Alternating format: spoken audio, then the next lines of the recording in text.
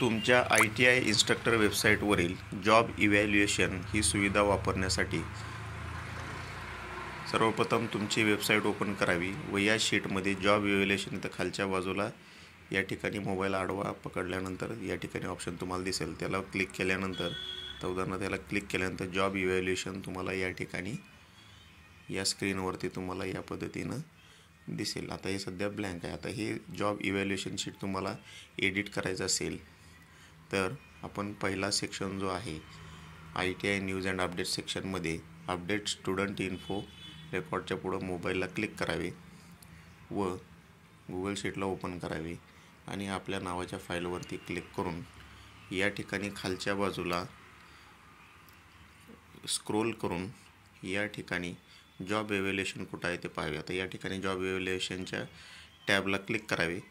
त्यावर क्लिक केल्यानंतर ते जॉब इव्हॅल्युएशन शीट ओपन होईल.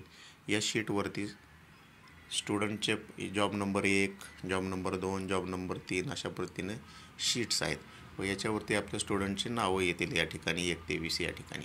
आणि या ठिकाणी मार्किंग स्कीमनुसार आपल्याला या ठिकाणी मार्क देऊन या ठिकाणी टोटली ॲटोमॅटिक होईल.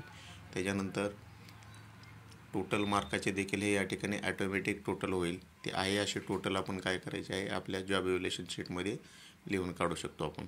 अशा पद्धतीने या जॉब इव्हॅल्युएशन शीटचा ॲटोमॅटिक रेकॉर्ड ठेवण्यासाठी आपला त्याचा उपयोग होऊ शकतो. अशा पद्धतीनं ITI इन्स्ट्रक्टर वेबसाईटवरती आपण जॉब इव्हॅल्युएशन शीटचा वापर करू शकतो.